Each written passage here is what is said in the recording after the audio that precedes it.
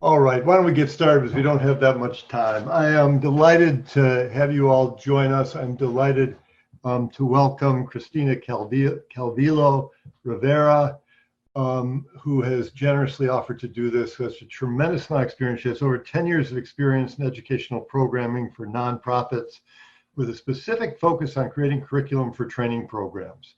Her experience began in her home of El Paso, Texas, a border town where she organized and educated the community on LGBTQ issues and assisted youth with organizing gay straight alliances at their high schools. Cristina continues her work on engaging youth by working with Mothers Against Drunk Driving of New Mexico, where she created youth educational programs on DWI and underage drinking prevention. In Washington, D.C., she served as the Deputy Director of Training Consumer Education at Youth Invincibles, and later as the Director of Young Adult Engagement and Advocacy, where she helped lead youth engagement strategy, developing curricula and facilitated trainings. She currently serves as the Training Engagement Director at Instituto, where she leads their training and leadership development programs in Arizona. Thank you so much, Cristina, for being here and doing this. Oh, thank you. Thank you so much, Richard. I really, really appreciate you inviting us out again.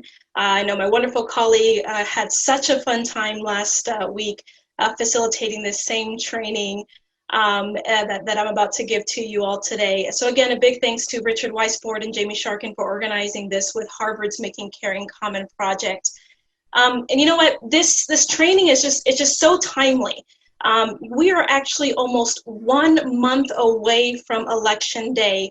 And maybe for many of you who are in this training right now, 1 month away from maybe the first time that you'll be able to vote. And what an election to be voting in right now. So I'm super, super excited to bring to you this training, Get Out the Vote, a voter mobilization training for young people. As Richard mentioned, my name is Cristina Calvillo-Rivera, and I am Instituto's Training and Engagement Director over here in Phoenix, Arizona. Now, Instituto is an organization that works to build political power in low-income communities and communities of color. We do this by providing trainings, coaching, and leadership development programs to organizations in Arizona who work in these same communities. But a little bit of background about myself. Like Richard mentioned, I am originally from the beautiful city of El Paso, Texas, which borders Ciudad Juarez, Mexico. And I love to say this because I am from a city where I can literally see the beautiful country that my grandparents are from almost every single day. But what this also means is I am from a city where I straddle an array of identities, being Chicana, where I have Mexican roots, and having the privilege of being an American. My mother was born in El Paso and my father was born in Puerto Rico. So while I'm just as much Chicana, I am also Puerto Rican. Thus my Instagram handle, if you want to follow me, is Chicana Riqueña. You can follow me there on Instagram or Twitter at Calvillo Rivera. I will be honest, I am a older millennial that engages somewhat with these things. But if you go onto my Instagram, you'll see plenty of pictures of my dog Churro. And if you follow me on Twitter, you'll see me engaging a little bit with what's going on this election as well. I graduated from the University of Texas at El Paso. I hope I have some minors up here in the crowd today. And then got a graduate degree in educational leadership and organizational learning at the University of New Mexico. You know, I've been doing educational programming and leadership development programs for nonprofit organizations for over 10 years now, where civic engagement and civic participation has been at the core of this career. And I love doing this work because let's face it, a lot of what I have trained on in advocacy organizations are not the things that you would typically learn about in your high school or in middle school or elementary, and will probably be things that you will learn in college if you have the privilege of going to college. And they are the things that I don't take from granted, being the first person in my family who graduated from college. You know, I was first introduced to learning about voting, the importance of voting, and how the results of voting has consequences and impacts on the lives of so many people in this country. And actually, the first time that I voted, it was actually on my college campus. So I'm super, super grateful to my women's studies professor, Diana Varela, who encouraged us all to get out there to vote. And I hope this training will not only encourage you to get out to vote, but also get others out to vote, because that's why we're here today. But before I go into the learning objectives, I want to really engage with the chat here in just a bit. I see that we have several folks on. Would love to hear where you're coming in from, your name, your age, where you're calling in from, where in the country you're in from, and then if you are studying, what are you studying? Please put that in the chat, and then let's not use the Q&A today, because I want to engage with you all today.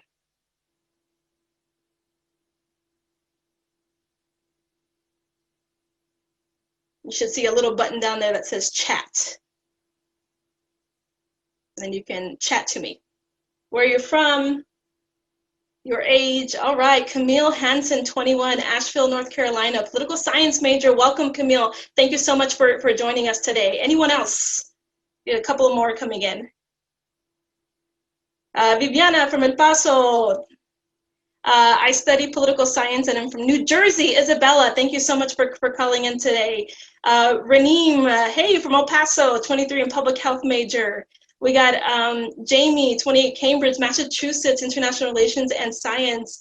Betsy, wow, okay, these are going in really fast. Let's see. All right, awesome. And then we have some come from Durham Tech Community College from North Carolina, 17 years old. Thank you so much for joining us today. And let's keep those chats going. But really what I want to go through today with you all is identifying the significance of the youth vote and barriers to voting while young. Discuss the current moment that we're in time and what it means for our communities. I also want to identify our personal stakes in selection. You know, we know that voting is so personal, and I want us to really identify what that means. I also want to identify what's in our persuasion toolbox. So how do we encourage other folks to get out and vote? And then finally, we'll develop a plan to vote today. But before we do this, I have only 2 norms and agreements. While this is a webinar, I cannot see your faces and we can't communicate as easily as I could through a meeting. So I'd love to see the continued engagement through the chat rather than the Q&A. So let's not do Q&A, let's just throw everything in the chat today. But I do want to emphasize that this is a training and not a lecture. So I'm going to be asking a lot of questions that is going to require you to kind of dig deep and really try to answer a lot of questions. So utilize that chat feature. So if you're all good with my, oh, and lastly, I'd love for us to be kind and courteous and do note that this is a nonpartisan training. So we aren't going to be talking about one side or the other, but we're really going to be talking about issues here and learning more about voter engagement. So if you are all cool with that, can you type 1 in the chat box? So number 1, if you're cool with that, type number 1 in the chat box. All right, awesome. Thank you so much. Thank you. Very cool. All right, so before I go forward, what are you excited to learn about today? So if you can just drop that in the chat there, like I want to just learn, what do you want to get out of today?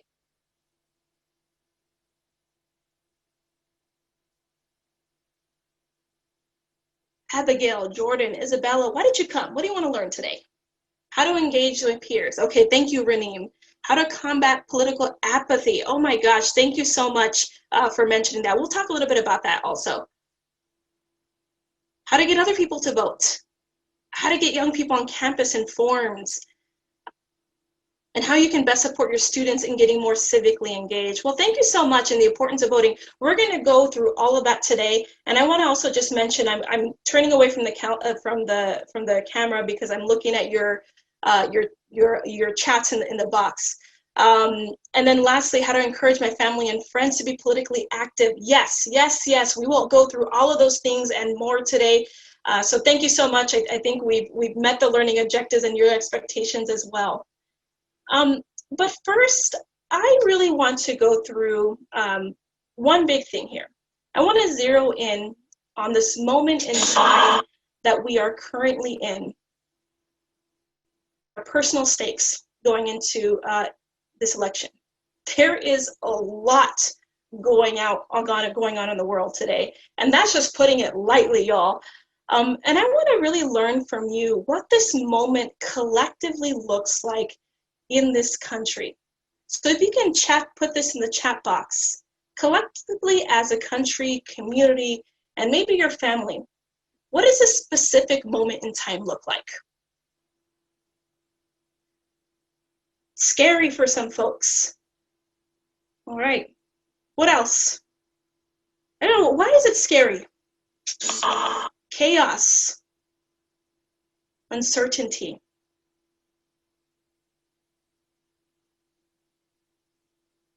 What else does this moment look like? It's an awakening. Some folks feel disconnected. Some people feel discouraged.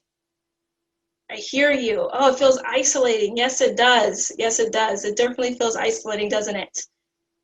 If for many of us who can't travel to see our loved ones because perhaps you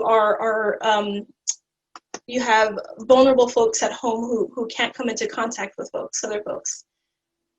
And adjusting to a lot of virtual work. I hear you, Camille, right? That has been difficult for a lot of us. Yes.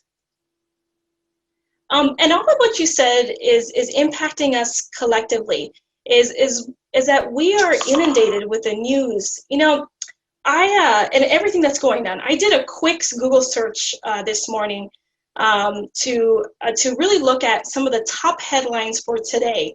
And this is what came up.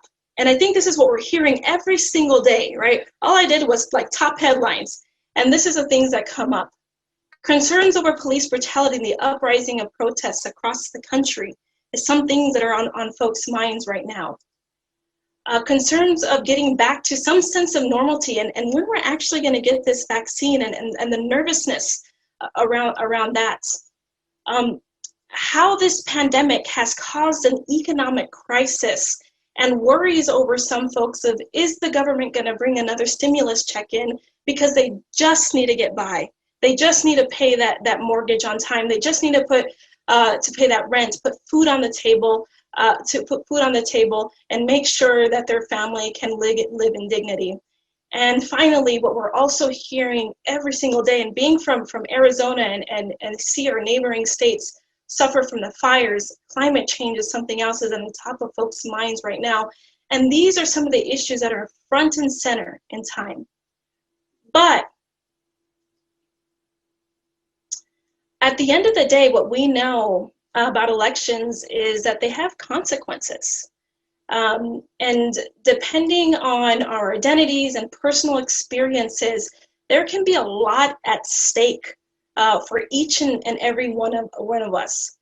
So I want to, for me, I'm going to talk personally for me, what's at stake, and then I'm going to throw this back at you. So I want you to kind of think through what's at stake for all of you as you walk into the polls.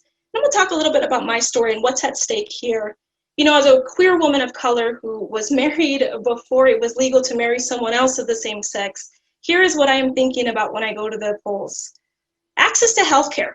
While I am fortunate to have health insurance through my employer, some of my family members are not, and in fact have to go across the border to Juarez, Mexico to receive affordable healthcare. I also think a lot about student debt. And now how not only is my wife and I strapped with loans that seem endless, like we're never going to pay them off, but how this is really affecting our generation. And I also think through the Supreme, and on a very personal note, I worry about the Supreme Court. I got married to my wife in Texas before it was legal, so we had a commitment ceremony, and a year later we got married in Massachusetts. In 2015, gay marriage became legal, but there are still threats to take that away. And so that comes front and center at my mind every single day is, will my marriage still be valid, right, going forward? But I want to know from you all, what personal stakes are you taking to the poll? What identities are you taking to the poll as well? Would love you all to drop some answers in the chat box here. Women's health care. That's another one. Women's health care, front and center in a lot of folks' minds. Reproductive rights, there's another one. Healthcare, democracy, the environment, those are some personal stakes. Education. Is this access to education that you're worried about? What else are you all taking to the poll? Racial equity, climate change, immigration as well, drowning in student loan debt. I hear you. As a gay male, losing my rights. As a friend of a trans folk, losing their rights and healthcare. Thank you, Jordan, for sharing that. I appreciate it. Balanced perspective in an evolving society. Someone's identity as a cisgendered queer woman. Thank you so much for telling us that, Vivian. What else? What else are you taking to the poll personally?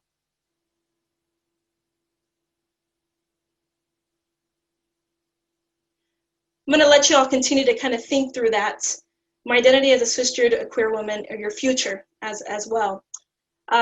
Clean air and water. I hear you, Betsy. Thank you so much for sharing that. Yeah, I mean, all of these things are things that everyone are taking to the poll as their own personal stakes, because at the end of the day, voting is so personal. And I want to pause here for a second. Why do you think we ask about personal stakes in a training about voter mobilization? Why do you think that I'm getting real personal here?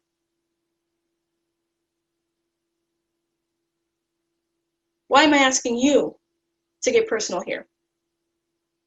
Voting is personal. Yeah. What else?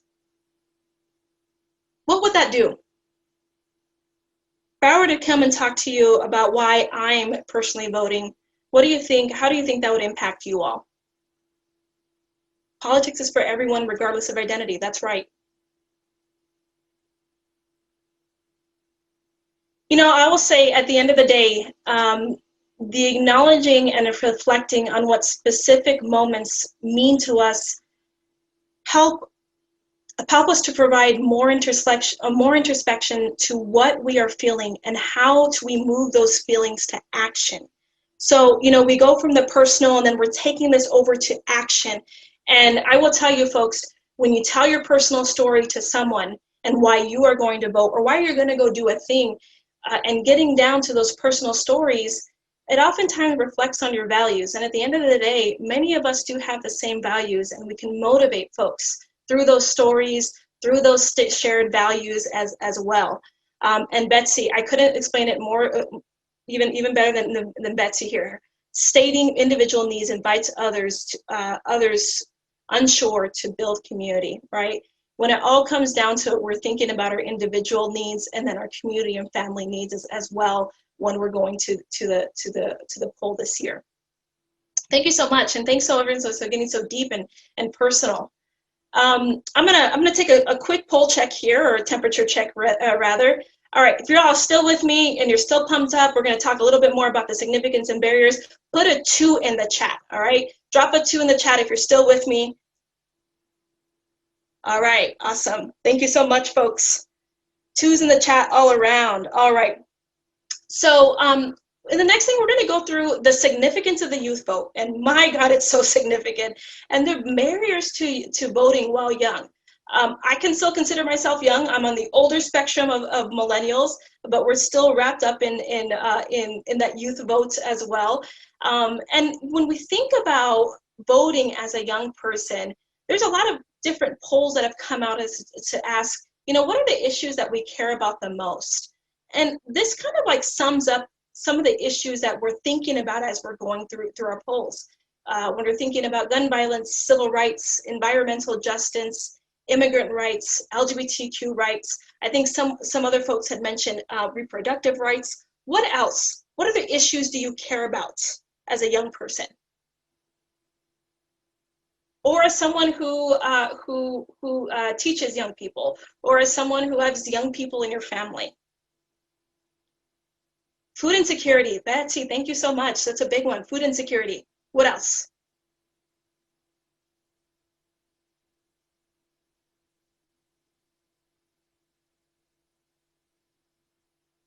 Reducing voting barriers. We're going to talk a little bit about voting barriers as well.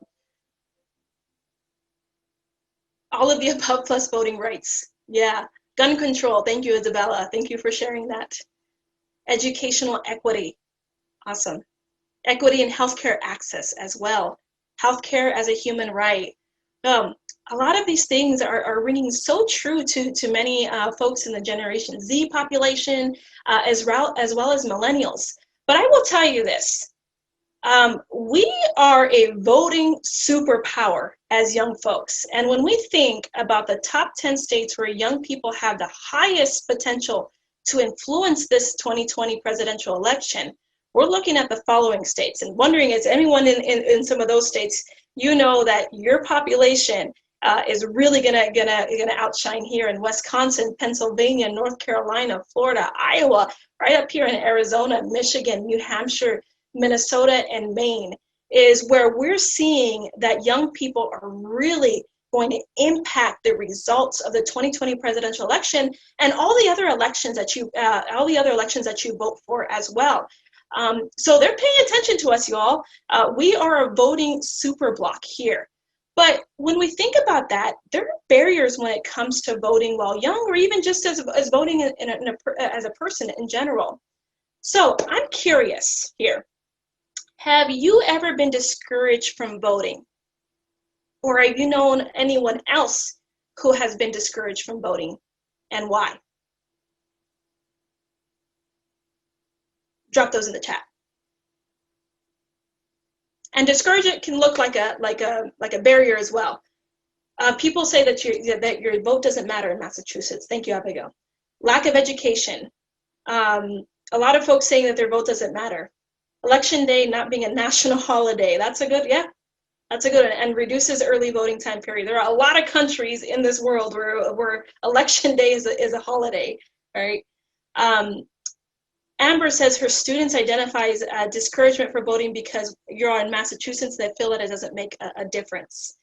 I've been asked for an ID and others haven't because you look different, looking different from your neighbors. Thank you for sharing that, Betsy. Young people are told that they're naive in their views. And thanks for sharing that, Jamie. In Argentina, voting is mandatory. It's always on a Sunday, right?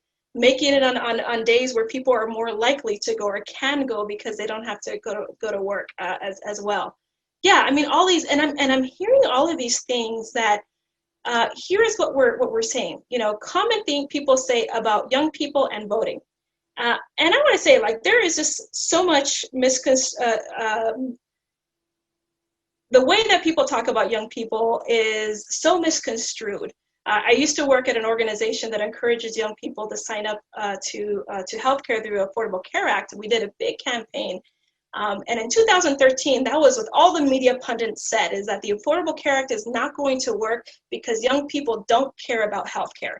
But in fact, that was quite the opposite. It's that we couldn't afford healthcare. We couldn't afford it. And we proved them wrong. Young people were in fact one of the highest populations who actually did sign up for healthcare under the Affordable Care Act. So many different narratives around young people. Here's one. Young people just complain. They never show up. That's something that we hear often. Young people are entitled. How many people have heard that? Young people are entitled. Millennials are so entitled. Gen Z is so entitled. Drop a 3 in there if you've heard that. Yes, 3. Young people have raced to the front line and asked to be election judges. Awesome. Loving hearing about that. Here's another one. Young people don't understand nor do they care about elections. Drop a 4 if you've heard that. We don't care. Yep. We're hearing so many different narratives here, but we also create Raneem, right? You have like I don't even know what that number is, but it's like 8 4s in there. But we also create narratives for ourselves as well. And we should hear about what young people say about old folks. Yeah, it's the same way around, right? And we create a narrative for ourselves as well. I want to throw a couple in here. The Electoral College is rigged. My vote doesn't matter. You know, similar to what I'm hearing about in Massachusetts there, right, as well, where they think their vote doesn't matter, but perhaps a political party is dominating there as well. Another one is, what's the point? Nothing ever changes, no matter who the president is. Drop a 1 if you've heard those things from your head there, from your folks. Yeah. Yeah, a lot of us heard it. And the problem with these narratives is that if we hear it enough, right, if we hear these narratives enough, it actually does dissuade us from going to the poll. And again, these narratives are just narratives, right? Because I want to drop some truths on you, you know, real quick. You know, negative narratives about young people contribute to why young voters won't participate. So when you hear that, I just want to encourage you to really try to combat those narratives. Many young people have the intention to vote, but they're met with barriers. And we're going to talk a little bit about those barriers in just a bit. But I will say this. Each generation gets bolder and bolder in asking for what we deserve. So it's not that we're entitled. We just expect more from the people that we're holding accountable. We expect more from our politicians to bring more social equity into play. We expect more from our politicians to work on the issues that matter matter the most to their constituents, right? Facts here, Betsy, right? Drop a 3 in here if you expect more from your elected leaders. Yes, 333, 333s, all the way around, all the way around.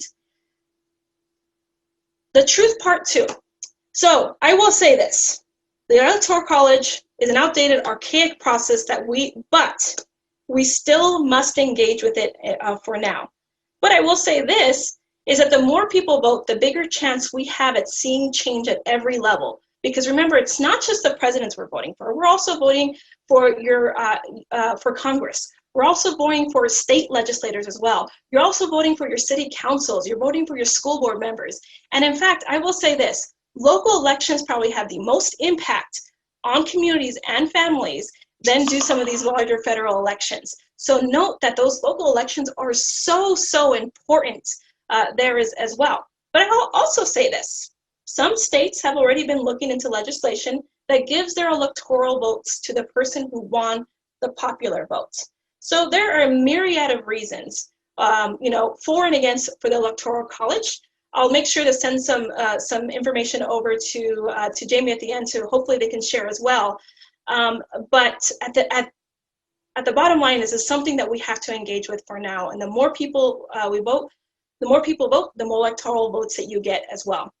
And I will also say this: when they say young people don't vote, young people don't care. Young people are indeed voting and breaking records. And we got the receipts for that. I'm going to show you some receipts. If we're looking here, I want you, actually, I'm going to, since this is mainly students here, I want you all to tell me what this graph says. This is midterm elections from 2014 to 2018. What do you see?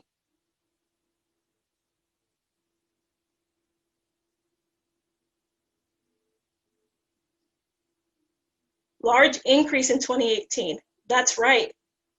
A huge spike. And y'all, this was in midterm elections.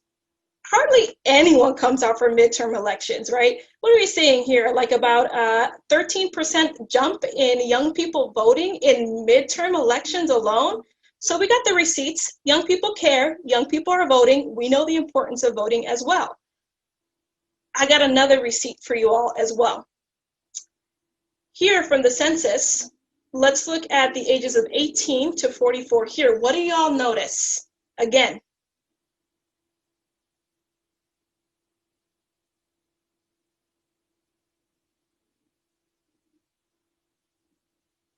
young people care. Yeah. And the difference is spectacular here as compared to other age groups as well. What else do you all notice? I'm gonna, aside from the thing that's highlighted here, what else are you noticing here?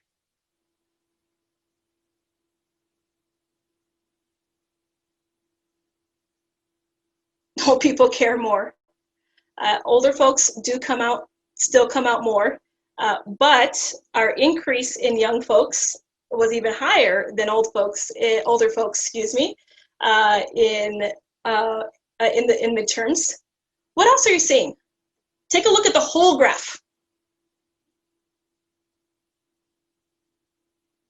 Increase in people of color voting as well, right? What else are we seeing?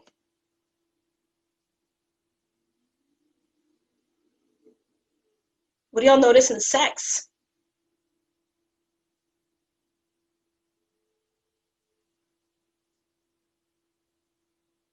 All right, I'm going to take this as an end of the day little slump here. But yes, thank you, Camille. More women voting all around. And the reason why I bring this up, because I really want us to dispel some of these narratives that go out there that young people don't vote, the diverse communities don't come out and vote. You know, by and large, when, you know, we're thinking about voter education campaigns and going into diverse communities or going into young communities, one of the big reasons why people of color or young folks don't go and vote is because they never got asked to go and vote. They never got taught that how to go and vote as well. And so indeed, there are a lot of barriers when it comes to even just knowing how to vote here. But I also want to show also this, because there's this narrative that we don't care. But let's take a look at another receipt here. This is by Tufts University, who does a lot of research around voter engagement and civic engagement with young folks. But take a look at the difference of political engagement between 2018 and 2020. In just this here, where we're having 50% compared to 33% try to convince another youth to vote. 29% to 8%, which is crazy, has actually donated to a campaign. So we're seeing higher numbers in marching, in doing a march or a demonstration, and registering others to vote as well, and volunteering for a political campaign as well. And so, you know, this narrative is just a narrative, right? We have receipts where we indeed do care about voting and about civic participation generally. And lastly, and I said this earlier, we are a voting super bloc, because at the end of the day, in this election, 37% of eligible voters are part of the millennial generation and part of Generation Z. And so, you know, this is what we always say here. There are a lot of barriers when it comes to voting. What are some of the barriers that you have when it comes to voting? Yeah, and this does. You're right, Betsy. This does coincide with like the social media growth and mass movements like Black Lives Matter and March for Our Lives. That's correct. Rural communities. Talk a little bit more about that, Vivian. Tell me a little bit more about barriers in rural communities. Gerrymandered districts diluting some groups' votes. And we'll be drawing those lines again this year with the census. Transportation to the polls, that's huge. Especially when you think about those rural voters. The distance is hard for some, and the elderly can't vote in some places. That's right. You know, we also think about this in Native American communities as well, where many Native American folks live in rural, and some folks live in rural spaces, and they have to drive, you know, 50 plus miles to get to a polling site. Yeah. So any other barriers that you can think of while voting? COVID. Yeah, that's huge. That's going to be like one of the biggest things this year. So shortage of poll workers. Yeah, and I want to touch base on that and do a call to action here as well on shortage of poll workers. You know, every time, if historically you go to a poll working station or your election spot, who are the ones that are personing the polls?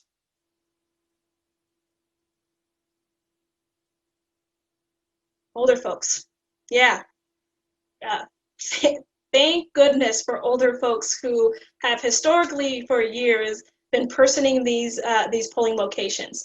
And because of this, we are seeing a shortage of poll workers because, rightfully so, older folks are scared to go out and be in front of thousands and thousands of people to vote on election day. And so I will say this, my call to action here is check with your county recorder's office to see if there is a need of poll workers.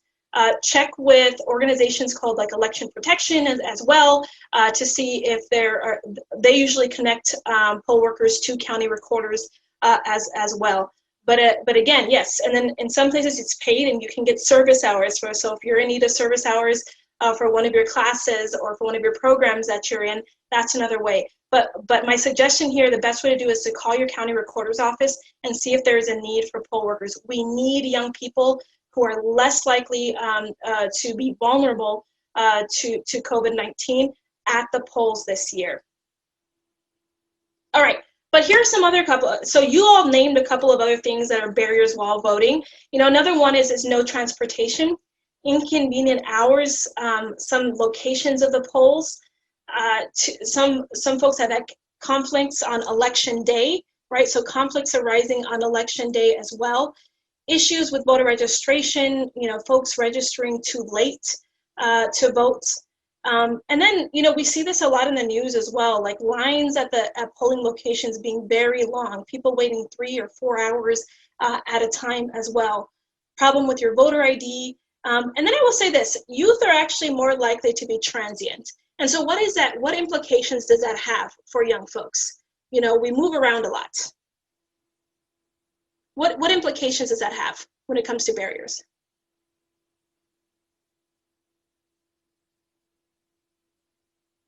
Or for anyone that moves around a lot, what implications may that have to voting? Yeah, you might have to take extra time to re-register to vote, right? And so there is no national one way to register to vote, right? It's different by state, and sometimes it's even different by county. So it's a very confusing system as well. Proof of residency is more difficult as well, especially as a student. Forgetting to re-register, and maybe because the license says a different address, that's another one. But we also think about lack of education and outreach to young people. So, you know, we think through mixed messages on how to vote. It's so confusing. It's one state, it's one way, in another state, it's another way.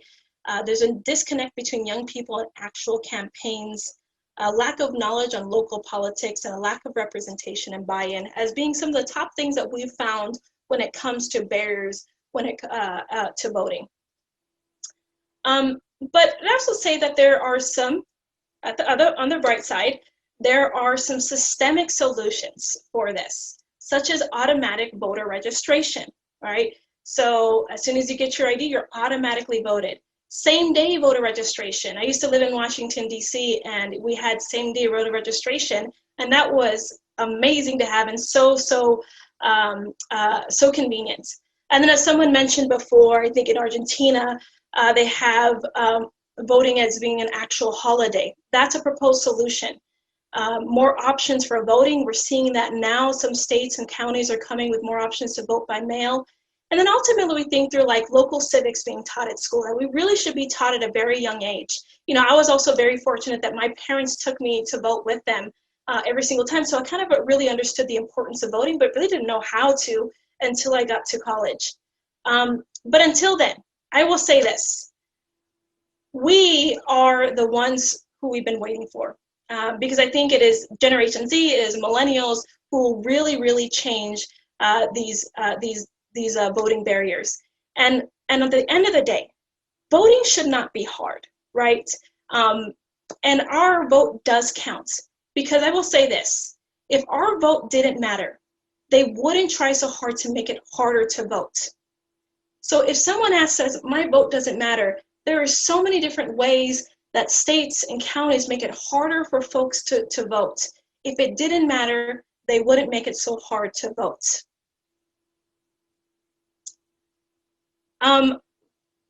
Betsy, you have a question. I'm going to stop here actually for some questions here because we did talk about voting barriers here.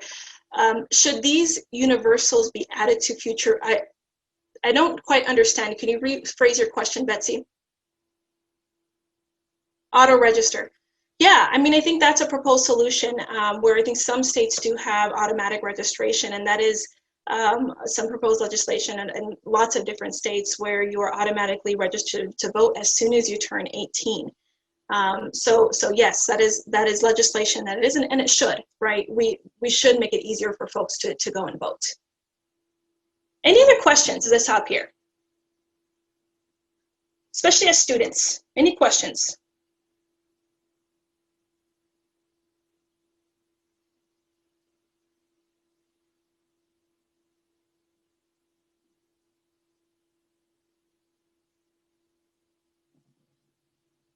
All right, I'm gonna go move on. What was that organization you said to? Oh, okay, so I would actually go and just contact your county recorder. That's probably the best way to find out if they need poll workers.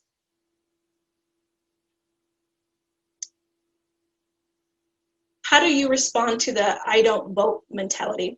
You know, at the end, we're going to talk a little bit more about that, but at the end of the day, I like to relate it to, I think what folks don't understand at the end of the day is how voting can impact their lives or the lives of their family members.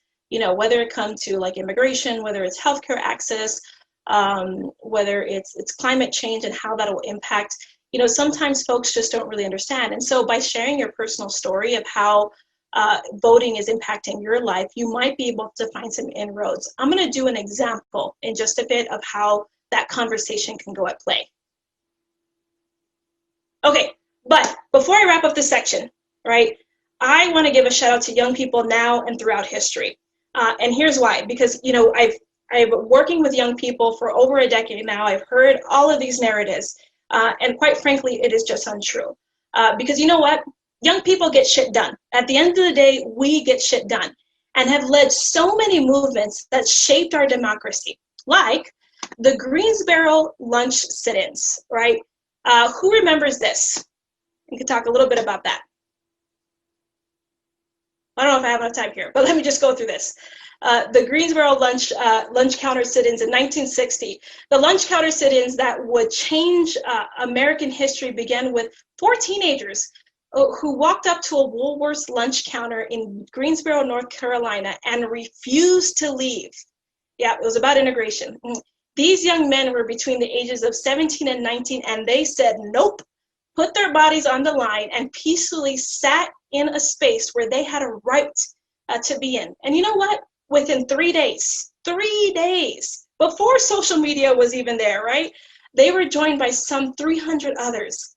By the summer, the sit-ins had spread to over 50 cities, and lunch counters were rapidly desegregating. Now, these actions led directly to the creation of the Student Nonviolent Coordinating Committee. Definitely something we haven't learned about that. You probably will learn about that, but definitely something that you should read up about, and would play a major role in the freedom rides, who were also led by young people, and voter registration efforts across the South. And really, this was a momentum that began at this lunch counter right here in Greensboro, North Carolina, and would eventually contribute to the Civil Rights Act of 1964. Another one, if we can think through this, in 1968, thousands of Mexican-American high school students in East Los Angeles walked out of class protesting their rundown campuses, high dropout rates, lack of college prep courses, and a poorly trained, often discriminatory teaching staff. They also said nope and demanded better education.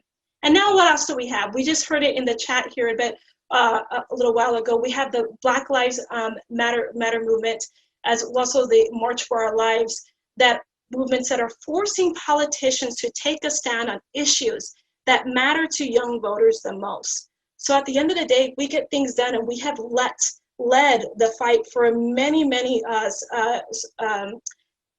for civil rights here in this country. Stand and Deliver, right? Yeah, that's a good movie to watch a little bit about that.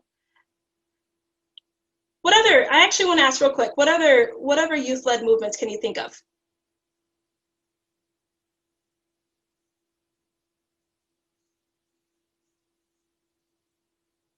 I know I have some history majors or some political science majors in here. What other youth-led movements can you think of?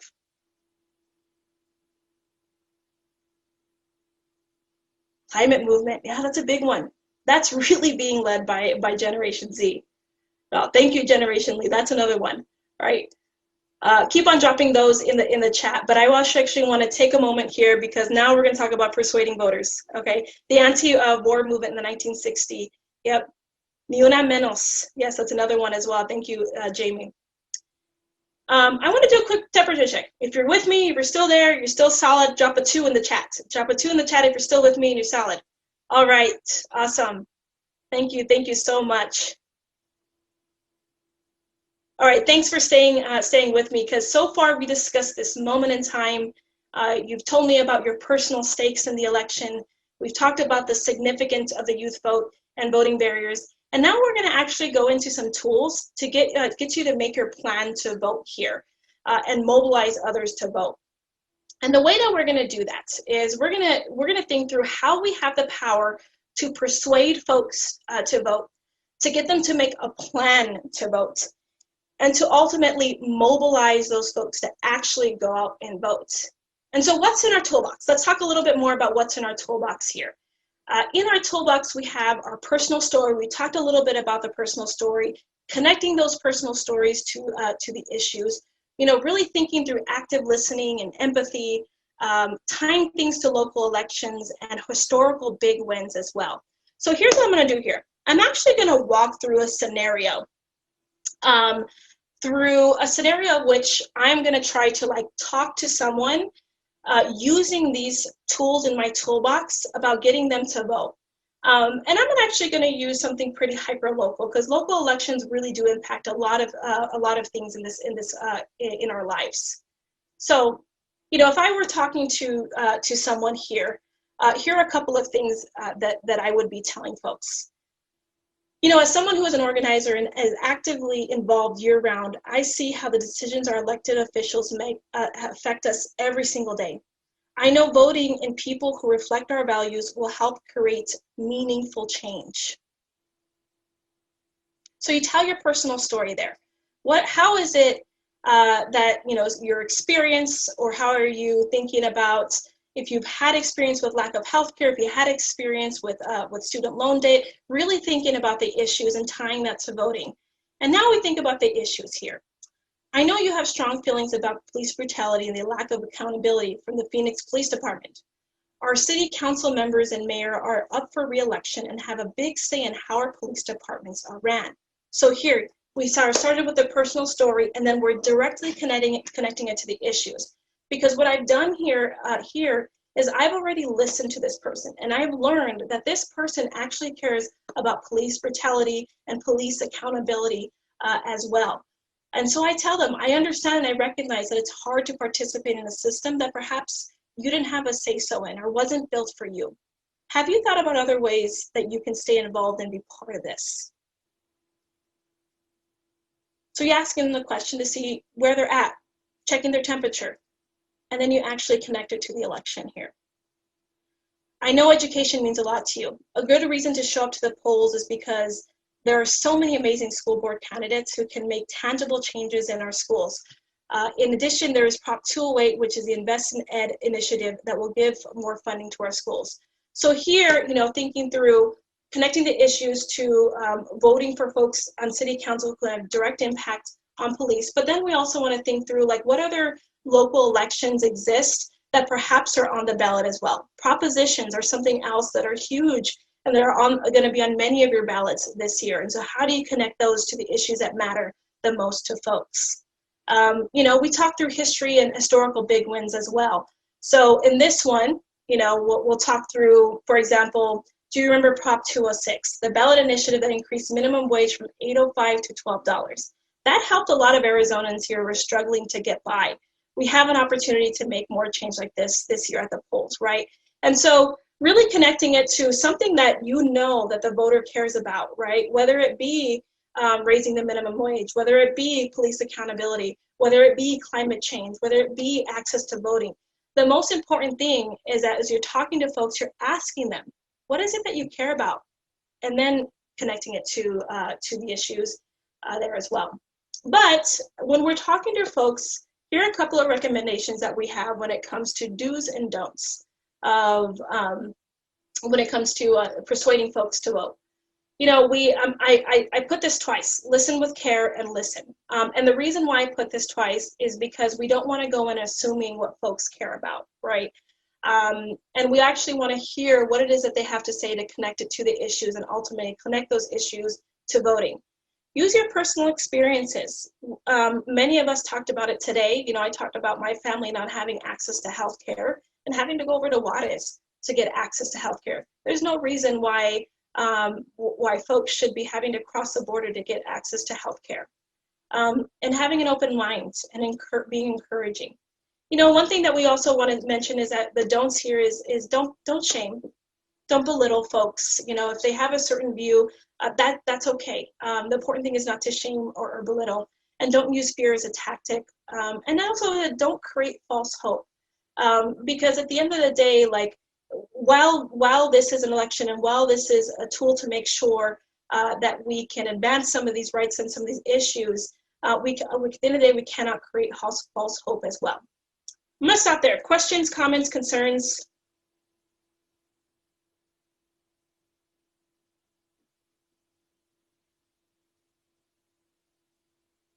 All right. Okay, so we're going to make a plan to vote now. And this is so important, right? And I think that a lot of folks don't know how important it is to make a plan to vote. Because did you know that making a plan to vote increases your likelihood to actually voting? So we're actually going to go through the steps to making a plan to vote, and then the steps to actually encouraging other folks to vote here. So real quick temperature check as we go in. Y'all ready to make a plan to vote? Drop a 2. Drop a 2 if you're ready to make a plan to vote. All right. All right. Thank you so much. Deuce is in here. Okay. But first we need let's get you registered to vote and informed. So how many of you put a 1 if you're registered to vote?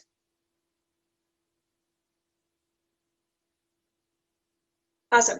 I'm going to show real quick here. Let me see if I can do this without messing up my screen here. I'm going to really quickly share another screen. Give me 1 second. And it's a really cool tool that I found on NBC News to plan your votes.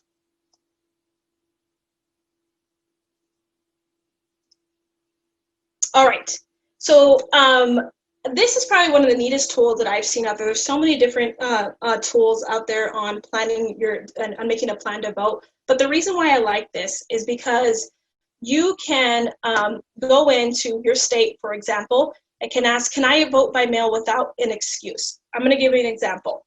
In Texas, you have to be 65 years or older or have an excuse to not vote in person, right? They're not just getting them out. In Arizona, we've actually been voting by mail since the 90s. 80% of Arizonans actually vote by mail. And so you can sign up to be part of the permanent early vote list. So what I like about this tool is you can literally go to your state and you can find out if you can, for example, register to vote and cast my ballot on the same day. You can find out about your, can you vote in person on election day, and it gives you the actual dates. So this is, if you just type in NBC News, plan your vote, you can go to all this to your individual state, so you can understand how you can vote, how you can register to vote, and how you can vote by mail as well. So really, really cool tool here. I'm gonna stop my share real quick. I think we have a question in the chat box here. And oh, Betsy, good to know. And I think there's quite a few folks here from Illinois. Illinois is a one-time only for mail-in. Awesome. Yeah, you can track your ballot tool as well. Yeah. So in some states they've made it incredibly accessible to do this. Let me head back to my PowerPoint really quick here. Give me 1 second. Okay. So folks, if you are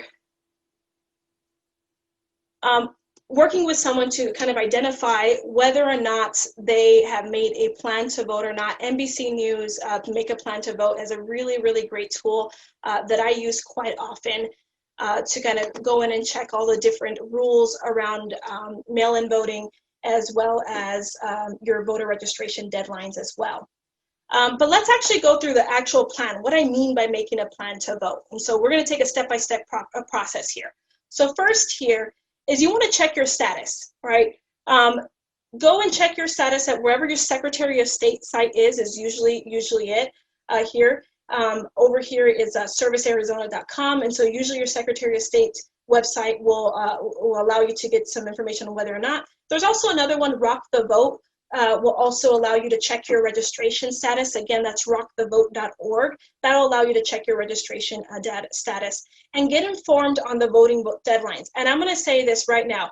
Between now and probably, I think it's next Tuesday, a lot of voter registration deadlines are coming up. And so if you're helping someone to get registered to vote, if you realize, oh shoot, my brother's not registered, tell your brother, tell your sister, tell your tia, tell your auntie to get registered now, because those voter registrations, North Carolina is October 9th. If you know your state's voter registration, drop that into the chat right now so we can help each other out. All right. And create your personal voting plan. I'm going to talk about what I mean by create your personal voting plan, but you need to create your personal voting plan before you actually get other folks to vote as well. Here.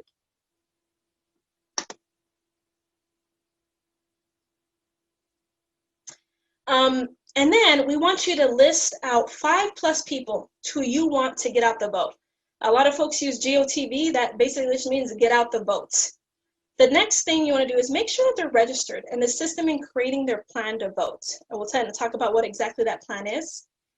Send a reminder to them, so you can send a text message and say, hey, hey, abuela, I just want to make sure that you're registered to vote this year. You can sign up here. And follow through and follow up again and again and again and again. Oftentimes it takes quite a few reminders to do this. All right. So what is the actual voting plan? One, the first thing is you're going to decide how you actually vote. So are you going to do this in a mail-in, in person, early? You're going to drop it into the drop box. If you filled out your ballot in the mail, you're going to go to a drop box, or are you going to go on election day? Decide when you'll vote. So do a specific time and date when you're going to vote. So what we mean by this is saying, I'm going to vote on October 13th at 2 p.m. And so I actually put it in my calendar. And decide where you'll vote. Where's the early voting polling location? Oftentimes you can vote anywhere when it comes to early voting. And so think through where you'll actually vote as well. And again, tip, once you check your status and create a specific plan for yourself, it's much easier to help someone else out. And so make sure that you create this plan for yourself, and then so you can help others as well. Okay, so here's an example of a voting plan. So I am voting by mail and will mail back my ballot by October 15th. I am voting on election day by dropping off my ballot inside the Percy L. Julian School polling location. Or I am voting early in person on October 31st at 3 p.m. at Mountain Park Health Center polling location, and will take my brother and my mom to vote with me. So what I love about this person on number 3 is this person actually made a specific plan to vote early, and they said, you know what? Everyone in my household, you better come with me. I'm going to take you to vote also. So, caravan out there and take all your family members with you to go and vote, and make it a voting party there as well. And here's another tool that we want to give you as well. And it's super simple. You can write this down in a notebook. You can create an Excel sheet, whatever you want to do here. But we're encouraging you today to think of 5 people that you're going to get out to vote and make a plan for them to vote. And so here's what I did here. I chose Maria Luisa, my abuela. Her number is not in there, obviously, but her voting plan is that she's going to vote by mail and will mail back her ballot by October 15th. Okay, that's her voting plan. I am going to call her on October 14th to make sure that she does this. Viviana, my mother, she's going to be voting on election day and dropping off her ballot inside this school. So I'm going to call and email her on November 2nd to make sure that she is actually doing this. So this is just an organized way to make sure that we can create a plan, an actual plan, and a reminder for ourselves to remind them to stick to their plan. And I will say this: life happens. People are going to forget, and that's why we send them reminders a day before. Okay, so again, I'm gonna start really quick. This is the plan here, right? Checking the voter registration status, you're creating a personal voting plan. You're gonna get 5+ people to get out to vote by identifying when they're gonna vote, how they're gonna vote, and where they're gonna vote, and by what day they're gonna vote by. Make sure that they're also registered beforehand. Again, those deadlines are coming up very, very soon. Send them a reminder and follow up and follow through as well. So I have an action for you all right now. I would love for you all, I think I said 5. I did say 5. I was gonna say I'm gonna push to 10. Right now, I would love everyone to take out a piece of paper or take out your phone in your notes section, and I would love to create your list of at least 5 people. If you do more, great. But I'm gonna give you a couple, like 1 minute. Just think of 5 people. Doesn't matter if you know if they're registered or not, just create 5 people who you are gonna encourage to get out to the vote. So make that list right now.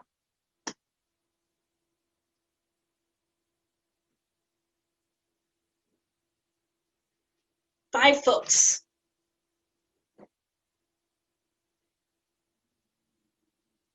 I already started with 2. So I had my abuela, I had my mom, Vivian, my brother-in-law, Brandon, my mother-in-law, Irma, my father, Rafael. I'm going to be calling. You make sure I'm going to call. I'm going to call and I'm going to be bothering them over and over and over, then reminding them, you better get out to vote. So who's your 5? All right.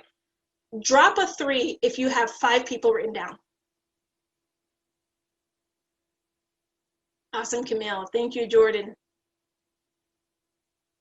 Vivian, thank you. Amber, thank you. Awesome. Jamie, these are the 5 people who you are gonna help, and you're gonna help guide them to make a plan to vote and make sure that they actually vote this year. Awesome. Okay, I am a little early here, running up a little bit early here, but would love to know and stop here if there are any questions that folks still have.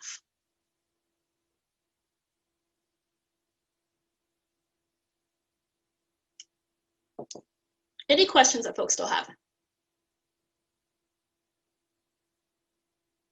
Comments that you all have?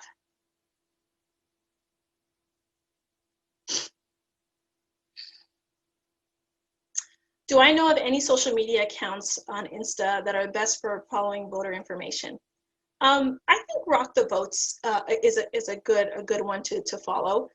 When We All Vote is also another one there as well. Through social media, through posters, etc. You know, I think social media is such a great tool, and I think there's a lot of if you go to like When We All Vote or Rock the Vote, there. And I actually think in Facebook also did this in the midterm elections where they actually put the like I voted sticker on there as well. That I voted sticker or I early voted sticker or whatever things that actually had proof to increase voter participation over the past several years. And so by just going and saying I registered to vote already. I've made my plan to vote, and then dropping information on where they can register to vote, whether it's rockthevote.org, whether it's through your specific Secretary of State website. And by doing that, it's actually shown to increase the likelihood of people to go on to vote. If you vote early in person, like getting that sticker and actually showing that, shows an increase of that as well. And so use it. Use your social media. Any other questions, comments? And feel free to raise your hand as well. Oh, great, Camille. A group of us will be in socially distanced tabling on campus next week for National Voter Education Week. Awesome.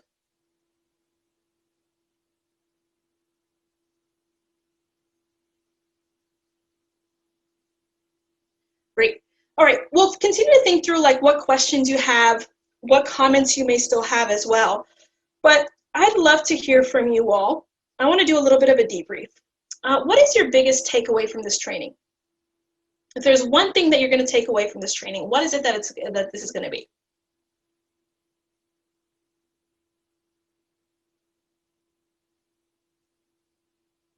Young people's votes matter, right? Yes. to make a plan and help others to do the same, and make a plan and follow through. Thank you so much. That's amazing. What else? Yes, your generation will change the world.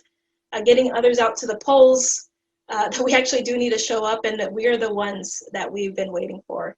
Thank you so much for that Jamie. We are. I've been a firm believer, especially Gen Z. We are the ones that you are the ones that we've been waiting for. And to educate those who feel discouraged. It's okay to have those conversations, and sometimes those are difficult conversations to have with your family members on why it's important to get out there and vote. Awesome. Well, I can't thank you all enough for going through this with me today. I do want to send one more reminder, because your state's voter registration deadlines are likely to be coming up, I'd say, within the next 4 to 7 days. And so please make sure that if you're not registered to vote, or if one of your family members or your friends are not registered to vote, to get them registered to vote. Again, you can go to your state Secretary of State website, and that'll likely probably be the best way for you all to get them to vote, or you can check out rockthevote.org as well.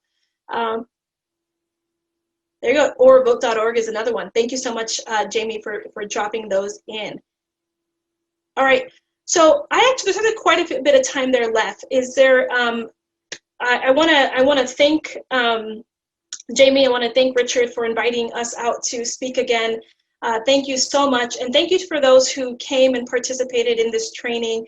I hope you really do make a plan to vote. Make a plan to vote yourself, and for those 5 other people, if you can get 10 folks to come out as well, that would be amazing also. But really, thank you so much, and do remember, your vote does matter, and we just have to make sure that we get other folks to understand that and get them out to vote. So thank you so much. Muchas gracias, and I hope to see you all and engage with you one day in the flesh.